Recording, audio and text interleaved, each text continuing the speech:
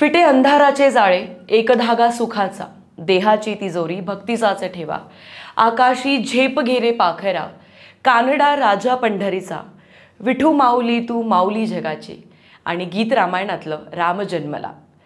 ही जर का गाणी किंवा ही गीतं जर का तुम्ही आयुष्यात कधी ऐकली असतील तर तुम्हाला स्वरगंधर्व सुधीरजी फडके कोण हे वेगळं सांगायची गरज नाही.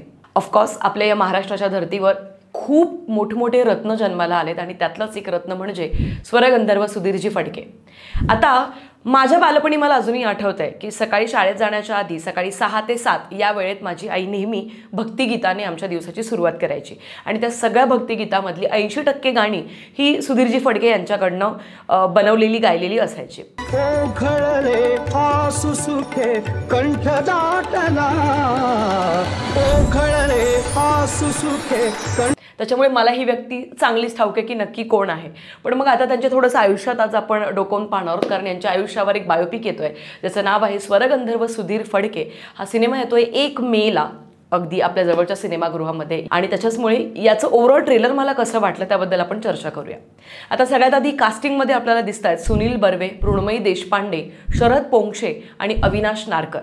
यांच्या समवेत अजूनही इतर सहकलाकार आहेतच, पण सध्या आता बोलूया ओव्हरऑल म्युझिक कसं आहे. किंवा कारण मंडळी ज्या वेळेला कुठचाही म्युझिकल सिनेमा बनतो ना त्यावेळेला त्या संपूर्ण सिनेमामध्ये सगळ्यात महत्त्वाचं काय असतं तर ते असतं म्युझिक आणि संगीत आणि गाणी, लिरिक्स, शब्द, संवाद हे सगळं.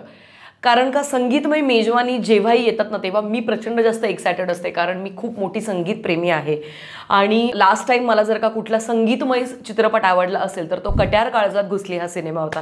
त्यानंतर महाराष्ट्र शाहीर हा सुद्धा सिनेमा मला आवडला होता आणि आत्ता हा सिनेमा सुधीरजी फडके यांच्या आयुष्यावर येतो, त्याच्यामुळे मी प्रचंड एक्सायटेड आहे.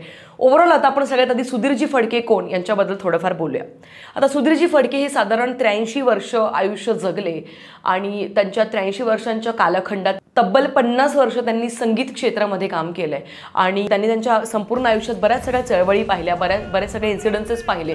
त्यावेळेला ऑल इंडिया रेडिओ होतं आणि त्या दरम्यान त्यांचं गीत रामायण हे जे काव्यसंग्रह आहे गदी माडगुळकर यांच्याकडनं लिहिलेलं हे प्रचंड फेमस झालं. आणि तुम्हाला जर का आठवत असेल तर हा 56 गाण्यांचा एक काव्यसंग्रह आहे, एक गीतसंग्रह आहे जो त्यांनी खुद्द गायला आहे. आणि याचं सगळ्यात पहिलं जो एपिसोड ऑल इंडिया रेडिओवरती ऐकवण्यात आला होता तो 1 एप्रिल 1955 साली ऐकवण्यात आला आणि त्याच्यानंतर दर आठवड्याला याचं पुढचं गाणं ऐकवण्यात जायचं आणि असे साधारण 56 आठवडे 56 हे संपूर्ण काव्य जे रामायणावर आधारित होतं हे सगळं त्यांनी सादर केलं आणि ते संपूर्ण भारतभर पोहोचले. आता तुम्ही म्हणाल की भारतभर कसे पोहोचले, कारण का त्यांनी तर मराठी भाषेत लिहिले होते.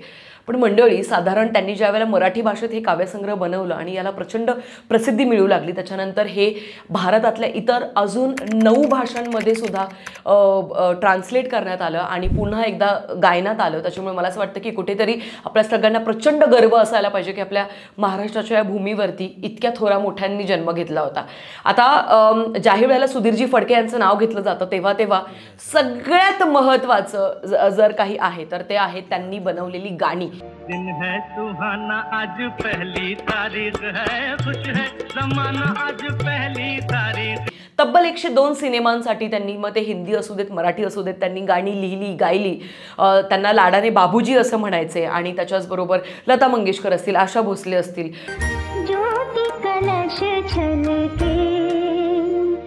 आशा ही माझी अतिशय फेवरेट गायिका. इतरही अजून मोठमोठ्या कलाकारांनी त्यांच्यासोबत गाणी गायली आहेत, गाणी बनवली आहेत आणि कुठेतरी मला असं वाटतं की ती गाणी अशी आहेत एव्हरग्रीन आहेत, म्हणजे तुम्ही लिटरली कंटिन्यू लूपवरती ऐकू शकता. मला पर्सनली विचाराल तर राम जन्मला हे गाणं मला प्रचंड आवडतं आणि ज्या वेळेला ट्रेलरच्या शेवटी ते वापरण्यात आलं अंगाला शहारे आले. ओघळले आसु सुखे कंठ दाटला, ओघळले आसु सुखे कंठ दाटला. कारण का आजच रामनवमी आहे आणि आजच ते ट्रेलर त्यांनी रिलीज केलं.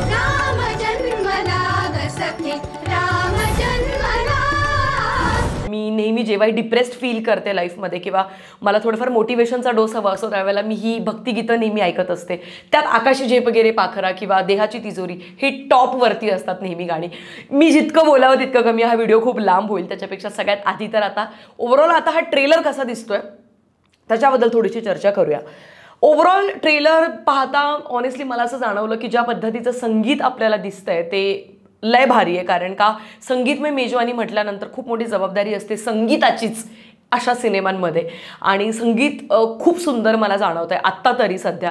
आय जस्ट विश की त्यांचे जी ओरिजिनल ट्रॅक्स आहेत ते बनवण्यामागचा त्यांचा प्रवास कसा होता तो अजून जास्त खोलात दाखवायला पाहिजे. गाणी कशी सुचायची, लिरिक्स कसे लिहिले जायचे, आणि रेकॉर्डिंगच्या दरम्यान काय गमती जमती व्हायच्या त्याही आम्हाला बघायला आवडतील. दुसरी गोष्ट अशी की जे कलाकार दिसत आहेत, सुनील बर्वे हे मला जेन्युइनली आवडले. It was a right choice, I genuinely feel. कारण का या रोलसाठी तुम्हाला चेहऱ्यावरती प्रचंड जास्त गांभीर्य आणि एक आगळा वेगळा कलाकार की जो खूप ग्राउंडेड आहे आणि इतकं सगळं कमावून सुद्धा तो त्याच्या मातीला धरून आहे, तर हे दाखवणं आणि संगीतातलं थोडंफार एक ज्ञान असणं, तर हे सगळं मला असं वाटतं की I think Sunil Barve is the right choice for that. आणि खूप कन्व्हिन्सिंग वाटतं ओव्हरऑल मेकअप, हेअर, सगळं कॉस्ट्युम सगळं बघून. सगळ्यात महत्त्वाचं म्हणजे की ओव्हरऑल बजेट थोडं कमी जाणवत आहे सिनेमाला बघून. कारण ज्या पद्धतीचं आपल्याला सेट्स दिसत आहे, ज्या पद्धतीचे आपल्याला VFX दिसत आहे, स्पेशली राष्ट्रीय सेवा संघ म्हणजे RSS सोबत खरं तर त्यांनी आयुष्यातली 60 वर्ष काम केलं, या देशासाठी काम केलंय.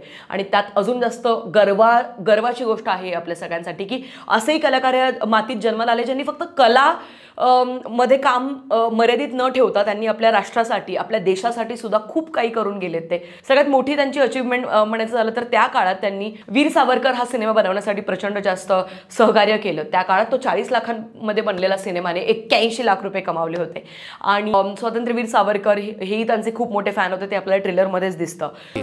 मला तुझ्याकडून माझं सर्वात आवडतं गाणं ऐकण्याची इच्छा आहे.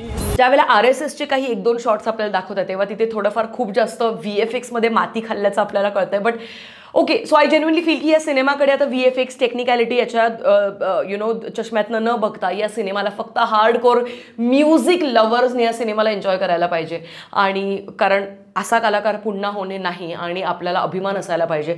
मला असं वाटतं या बायोपिकसाठी खूप लोकांनी अगदी आवर्जून थिएटर्समध्ये जायला पाहिजे. 1 मेला येतोय हा सिनेमा आपल्या जवळच्या सिनेमागृहामध्ये, बघायला विसरू नका. स्वरगंधर्व, सुधीर फडके, आणि मी प्रचंड एक्सायटेड आहे. बाकी हा रिव्ह्यू तुम्हाला कसा वाटला ते मला कळवायला विसरू नका. भेटूया पुढच्या व्हिडिओमध्ये, तोपर्यंत पीस आउट.